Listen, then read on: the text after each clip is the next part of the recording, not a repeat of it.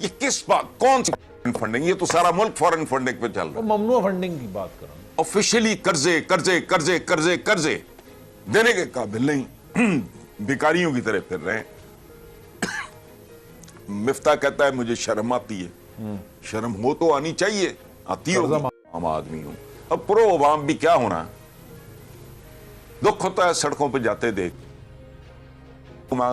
कहीं बूढ़ियां हैं, कहीं बच्चे हैं, बेरोजगारी है, गुर्बत है, जहालत है, भिखारी हैं। दोस्तों मैं महेंद्र शर्मा स्वागत करता हूं वन वर्ल्ड हिंदी में आपका। उम्मीद करता हूं आप खुश और स्वस्थ है। दोस्तों आइए दिखाते हैं पाक मीडिया की एक और लेटेस्ट डिबेट जिसमें बहुत जबरदस्त विश्लेषण किया है हसन निसार ने पाकिस्तान की इकोनॉमी को लेकर, क्योंकि मिफ्ता इस्माइल ने भी अब घुटने टेक दिए हैं, क्योंकि कोई भी देश पाकिस्तान को कर्जा देने से राजी नहीं हो रहा है। तो कहीं ना कहीं आज हसन निसार ने सीधा सीधा कह दिया है कि हम तो भिखमंगी कौम है जिसको कोई भी पैसा नहीं दे रहा है। तो दूसरी तरफ पाकिस्तान में अब आने वाले समय में गिने ही दिनों में नवाज शरीफ की वापसी भी हो सकती है, क्योंकि हुकूमत उनके अकॉर्डिंग है। तो कहीं ना कहीं आज पूरा पाकिस्तान, जो पाकिस्तान की मीडिया और पाकिस्तान के पॉलिटिशियन नेता है, उनमें भी खलबली मची हुई है। और इमरान खान ने भी 14 तारीख को जो एजलास का कॉल दिया है उसको भी लेके कहीं ना कहीं पाकिस्तान में कंट्रोवर्सियां क्रिएट हो रही है। तो कहीं ना कहीं आज बहुत जबरदस्त विश्लेषण करके हसन निसार ने बताया कि पाकिस्तान की गंदी राजनीति की वजह से हम सिर्फ और सिर्फ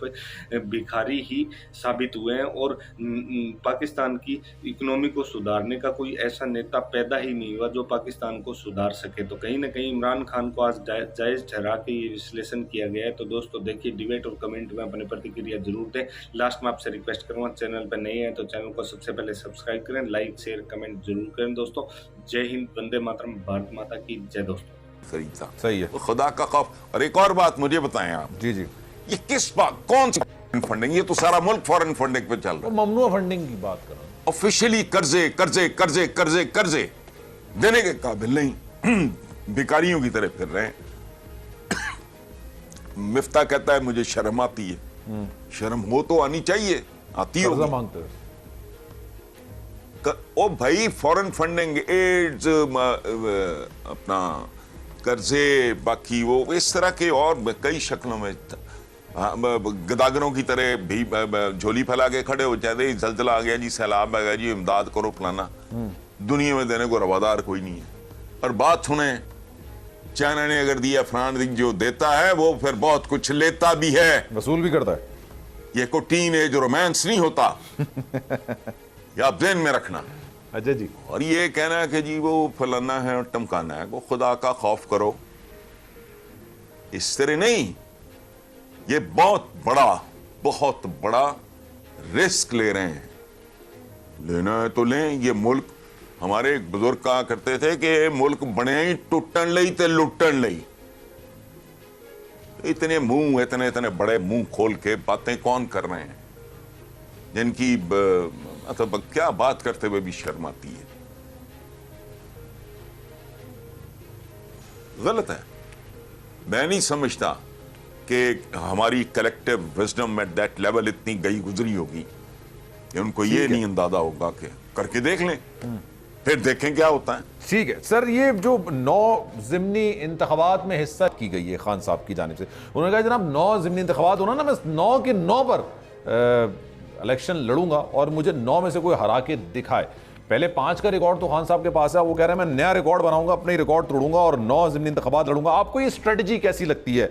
स्ट्रीट पावर का भी मुजाहरा करने जा रहे हैं। वही कह रहे हैं कि जनाब आवाम को जिस तरह से मोबिलाइज करते हैं, जिस तरह से आगे लेके चलते हैं, जिस तरह से उनसे इंटरेक्ट करते हैं, शायद वो सियासत में वापस आ रहे हैं। तो आपको क्या लगता है सर, कैसी स्ट्रेटजी है ये उनकी? It's a wonderful decision and on top it is a slap on the faces of all those जो इस तरह की हरकतें कर रहे हैं इस मुल्क में। यार कुछ तो छोड़ो, रहने दो। बहुत अच्छा फैसला है और ये चैलेंज है बहुत बड़ा। इनको समझ नहीं आ रही है जाए कहां। 9 की 9 सीटों पे वो अकेला लड़ेगा। क्या अजीबो गरीब समा बांध के रख दिया इन्होंने इस मुल्क में। इन 13 के 13 में इतनी जान नहीं है कि मेरिट पे, वरना ये इनमें थोड़ी सी भी होती ना, अगर इनमें करेज होती, इनमें कॉन्फिडेंस होता, तो ये कहते कि नहीं, ये खुद कहते कि नहीं, बैन नहीं करना। अच्छा, मुकाबला करते हैं, आए हमारे मुकाबले में आए, इलेक्शन कराओ, गुड, चले, हम तो स्वीप करके रख देंगे। सही है। लेकिन इनको पता है, और ये जो कह रहे हैं कि अब नवाज शरीफ आ रहा है, मैं देखता हूं नवाज शरीफ साहब आके यहां कौन सी तोप चलाते हैं। अच्छा, हाँ, ये ब्लफ भी कॉल हो जाए तो बेहतर है, एक टंटा खत्म हो एक दफा। और ये जितनी इस तरह की हरकतें करेंगे, अवाम के अंदर गुस्सा, इश्तियाल और नफरत में इजाफा होगा। ठीक है। अब आपने नवाज शरीफ साहब का जिक्र किया ना सर, तो नवाज शरीफ साहब के बारे में कहा कि वो आना चाहते हैं, नहीं आना चाहते, इस हवाले से तो कोई खबरें नहीं है, ये क्या चाहते हैं उनकी, ये वो बेहतर तरीके से जान सकते हैं। लेकिन शाहिद खाकान अब्बासी साहब तीसरी बार उनसे मुलाकात करने के लिए लंदन गए। जनाब, कुछ लोग ये कह रहे हैं कि भाई आप आइए, आके लीड कीजिए जमात को और नजरिए को बनाइए आगे बढ़े, क्योंकि नवाज शरीफ साहब ने अक्सर ही कहा है कि आपके पास कोई नैरेटिव ही नहीं है, नजरिए नहीं है जिससे आप काउंटर कर सकें इमरान खान साहब के नजरिए और उनके नैरेटिव को।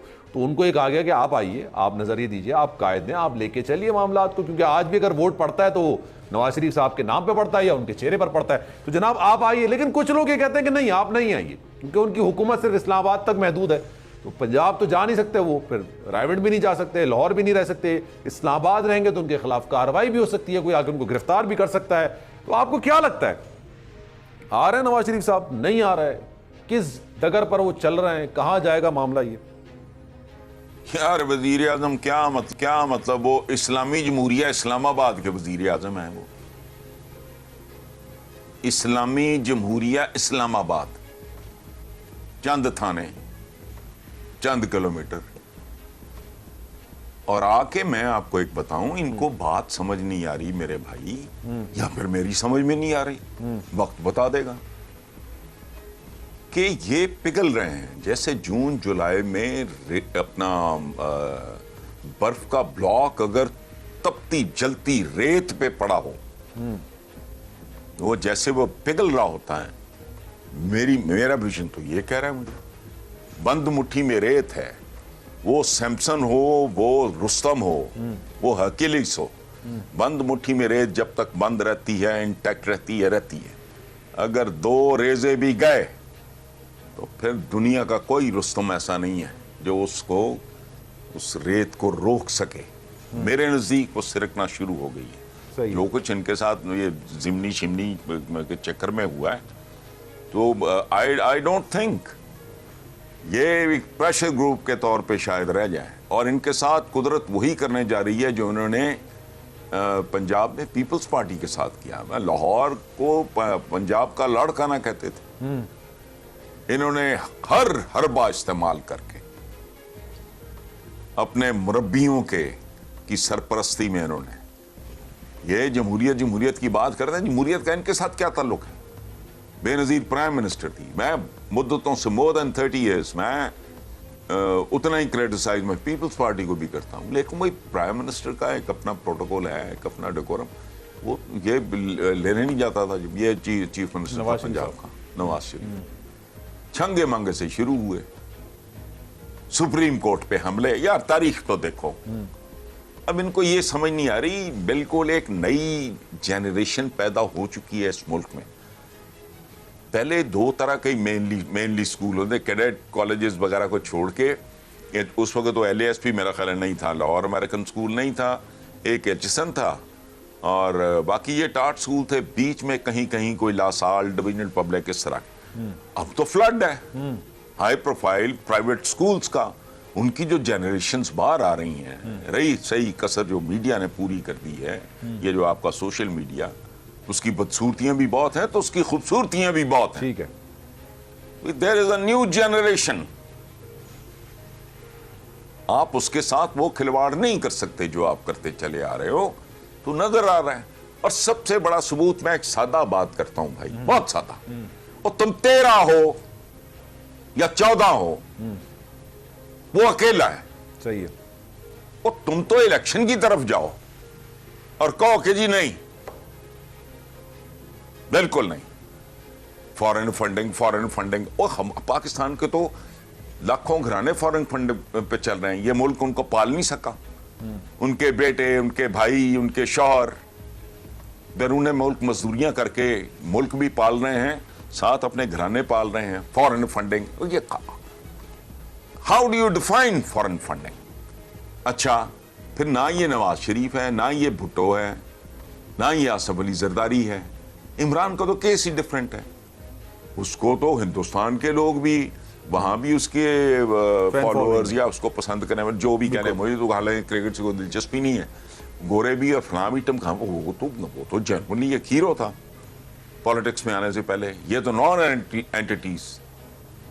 भुट्टो साहब का बैकग्राउंड आपको पता ही है, अयूब खान को डैडी शैडी ये वो सारा, पहले पता नहीं किसी और चीज के मिनिस्टर थे, फॉरेन मिनिस्टर हुए ये, लेकिन वो बहरहाल he was a political animal and an intelligent human being. बाकी ये इनकी क्या औकात है? तो उसको जो भी दे को चंदा चुंदा, गलती हो गई होगी, मगर उसका ये कहना कि जी इसको गेम से निकाल दो, नो। फिर अगर गेम से निकालने की कोई बात करनी है मेरे भाई, फिर इस खेल के मैदान की खैर मनाओ, ऐसी गलती मत करना। मुझे कोई दिलचस्पी नहीं है। मैं पहला आदमी हूं इस मुल्क में जिसने आवाज उठाई थी पीटीआई की परफॉर्मेंस के खिलाफ। अगर याद हो आपको, आपका ताल्लुक है मीडिया के साथ। अक्सर लोग बात कर रहे थे, 3-4 लीडिंग हमारे कॉलमिस्ट ने कॉलम लिखे थे कि ये क्या हो गया, क्या संसार भी रिएक्ट कर रहा है। बिकॉज मेरी जिंदगी में मेरा कोई ऐसा कोई हीरो शीरो या फलाना टमकाना, ना मेरी किसी से दोस्ती है ना दुश्मनी है। सही है। मैं सीधा सादा आम प्रो पाकिस्तान, प्रो अवाम आदमी हूं। अब प्रो अवाम भी क्या होना, दुख होता है सड़कों पे जाते देख, कहीं बूढ़ियां हैं, कहीं बच्चे हैं, बेरोजगारी है, गुर्बत है, जहालत है, भिखारी हैं। तो जाहिर है एज अ सिटीजन, काम शहरी के तौर पे वन इज पेंट। तो इतना कुछ करने के बाद रहम करो, इसको आगे जाने दो।